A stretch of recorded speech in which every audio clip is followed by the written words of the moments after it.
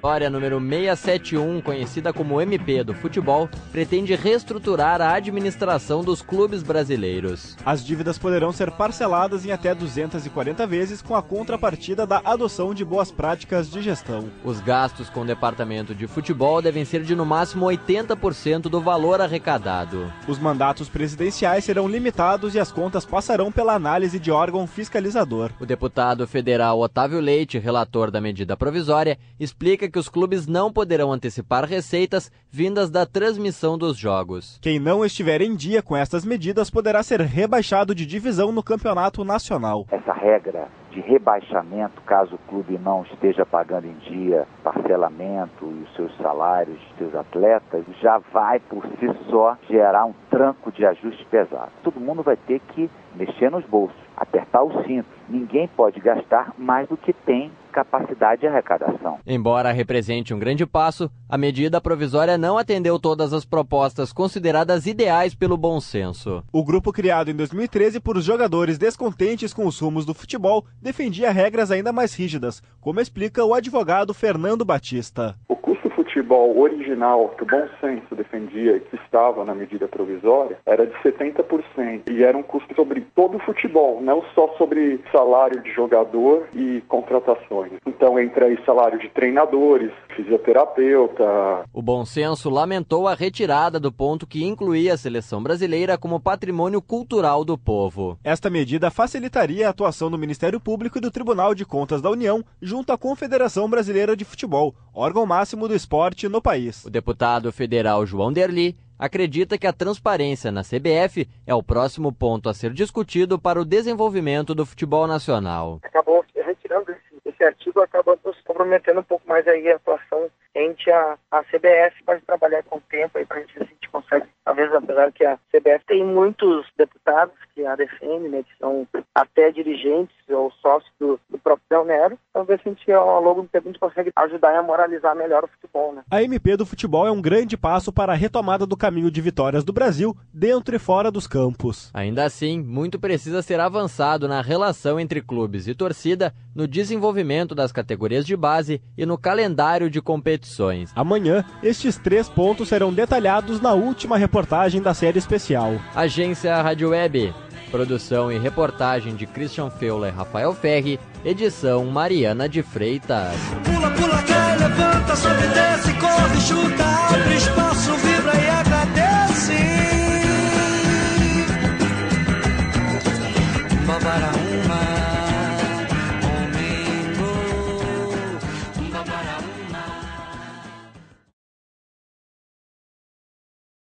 Em São Paulo, milhares de pessoas foram às ruas protestar contra o governo de Dilma Rousseff. Entre as reivindicações, cobram o impeachment da presidente, o fim da corrupção e alguns grupos pediram até intervenção militar. O protesto ocupou aproximadamente 10 quarteirões da Avenida Paulista, a principal via de São Paulo. Os dois lados ficaram bloqueados para o trânsito. O administrador de empresas, Daniel Schmidt dos Santos, participou do ato e considera que o povo brasileiro está com mais consciência política. Ela perdeu a confiança. Além do que ela mentiu e jogou muito sujo nas eleições. Por isso eu sou a favor da saída dela. E você acha que se ela sair melhora? Eu acho que a melhora ela vai ser gradual. Não existe, na minha opinião, uma fórmula mágica. Além da capital, outras regiões, como Baixada Santista e o interior, também promoveram atos. No Rio de Janeiro, a manifestação foi menor, mas milhares de pessoas invadiram a praia de Copacabana. O juiz federal Sérgio Moro, responsável pela Operação Lava Jato, foi bastante elogiado. Sueli Andrade participou do manifesto e entende que a população está querendo mudar o Brasil. Nós não podemos continuar só com corrupção. Nós temos que ter confiabilidade. Bom, eu não acho que impeachment não é o caso. Em Belo Horizonte, manifestantes ocuparam a Praça da Liberdade. A Polícia Militar estima que 6.000 pessoas participaram do ato, mas a organização fala em 20.000. O ponto alto do protesto foi a participação do senador tucano, Aécio Neves, que declarou que o Brasil despertou. A nossa gente na rua. Porque quem vai tirar o Brasil da crise são vocês, na rua do Brasil inteiro. Chega de tanta mentira, de tanta corrupção. No Espírito Santo, mais de 2.000 pessoas ocuparam a Praça do Papa, em Vitória. Agência Rádio Web, 14 anos. Informação que constrói cidadania. De São Paulo, Norberto Júnior. Pela primeira vez, o mercado financeiro prevê queda do Produto Interno Bruto, PIB, em 2016. A expectativa é que a retração seja de 0,15%. Já para este ano, a previsão de crescimento da economia caiu pela quinta vez seguida e alcançou 2,01% negativo. Os dados fazem parte do Boletim Focus, divulgado nesta segunda-feira pelo Banco Central. Segundo o economista Renan Silva, isso mostra que a política econômica adotada ainda não gerou efeito. Ele explica que essa situação, aliada à alta taxa de juros, leva os empresários a investirem menos. Demora um tempo, para que a economia reaja em relação a essa alta de juros que vem persistindo aí durante o semestre. Então isso acaba realmente diminuindo a perspectiva de crescimento para 2016. E somado a isso, realmente a gente percebe que a confiança do empresário ela está muito baixa, em função da demanda. As empresas de todos os segmentos estão percebendo uma demanda menor, e os investimentos estão sofrendo uma retração muito forte. A taxa básica de juros está em 14,25%. Os analistas esperam que esse patamar seja mantido até o fim de 2015. Com relação ao índice de preços ao consumidor amplo IPCA, que mede a inflação, o mercado manteve as expectativas da semana anterior, de 9,32%. Em 2016, deve cair para 5,44%. Agência Rádio Web, 14 anos. Informação que constrói cidadania. De Brasília, Larissa Mantovan. A Organização das Nações Unidas vai cobrar do Brasil o compromisso de implementar ações de combate à tortura nos presídios do país. Em até 3 meses, o relator especial do Conselho de Direitos Humanos da ONU apresentará um relatório final sobre o tema. O argentino Juan Mendes esteve no Brasil entre os dias 3 e 14 deste mês. A convite do governo brasileiro, ele visitou penitenciárias, delegacias e centros de detenção juvenil nos estados de São Paulo, Maranhão, Sergipe e Alagoas, além do Distrito Federal. Segundo Juan Mendes, a prática de tortura é frequente no sistema carcerário brasileiro. O defensor público Rafael Galati Sábio, de São Paulo, ressalta que as agressões acontecem geralmente na abordagem policial e no transporte de presos. É natural quando você indaga o preso, você foi agredido, foi torturado, ele fala, não, só tomei uns tapas, como se isso fosse natural, o que não é. Então a gente tem que evoluir muito em todos os aspectos, desde a abordagem policial até o cumprimento de pena. Para Rafael Galati Sábio, as torturas só vão acabar quando os direitos de todos forem respeitados. Eu acho que um grande passo que a gente daria é a conscientização da população, o que é bastante difícil nos dias atuais, de que é necessário que nós respeitemos os direitos fundamentais da população, inclusive dos presidiários. É esse nosso trabalho que nós desenvolvemos, inclusive de educação em direitos, na área de direitos humanos, aqui na Defensoria Pública de São Paulo. O Brasil tem a 4ª maior população carcerária do mundo. Segundo o Ministério da Justiça, mais de 607 mil pessoas estão presas. Agência Rádio Web, 14 anos, informação que constrói cidadania. De São Paulo, Paula Ferreira. O transporte é a terceira atividade que mais emite poluentes e gases que agravam o efeito estufa. O setor responde por 8,6% das emissões de dióxido de carbono. A maior parcela, o equivalente a 90%, é resultado do transporte rodoviário. Além do CO2, que aumenta o efeito estufa, os milhares e milhares de motores ligados todos os dias lançam outros resíduos no ar atmosférico, que causam diversos danos à saúde, desde uma leve irritação no nariz e na garganta, até asfixia e prejuízos às funções cerebrais. Conforme o coordenador do Programa de Engenharia de Transporte da COP na Universidade Federal do Rio de Janeiro, Márcio D'Agosto, isso torna imprescindível o investimento em transporte coletivo de qualidade. Afinal, quanto menos as pessoas usarem o transporte individual, menos irão contribuir com o aumento da poluição. É buscar o recurso onde quer que ele esteja e implementar.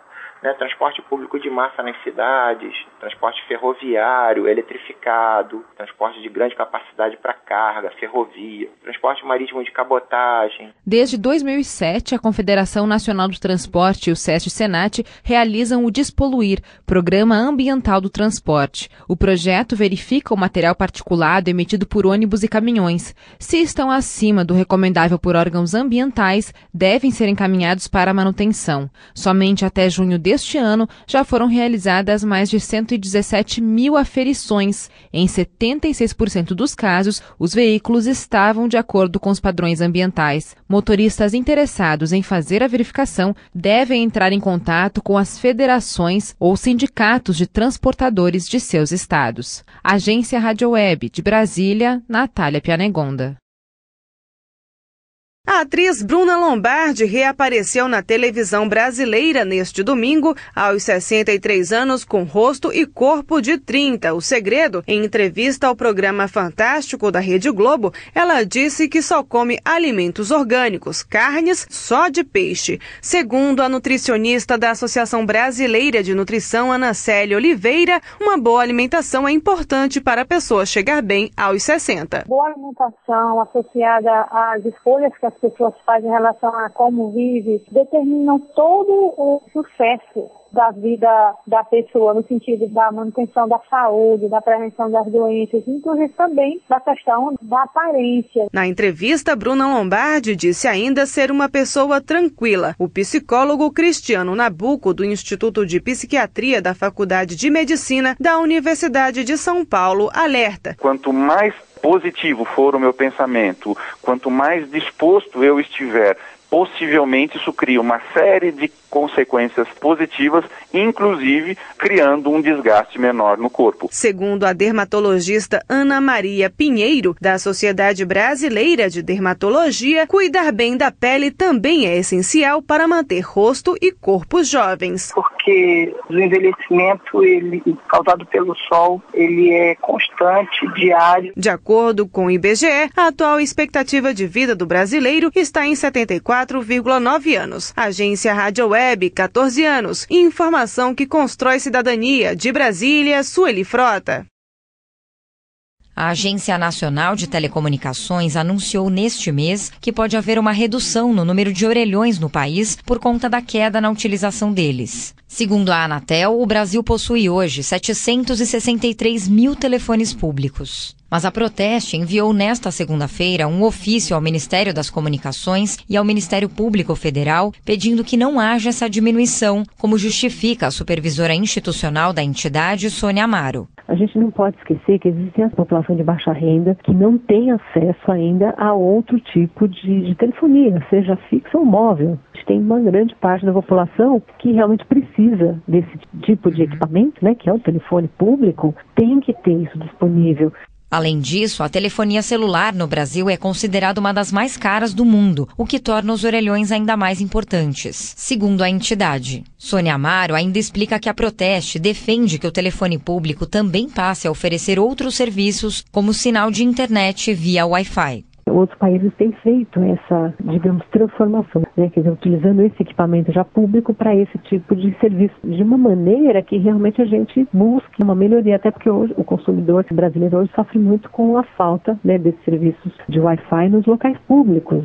Muitos orelhões caíram em desuso por conta da falta de manutenção, que é de responsabilidade das empresas de telecomunicações. Além disso, os consumidores têm dificuldade de adquirir cartões. A Proteste já cobrou da Anatel que obrigue a ampliação e distribuição mais eficiente dos pontos de venda dos cartões, além de valores mais acessíveis para a população de baixa renda.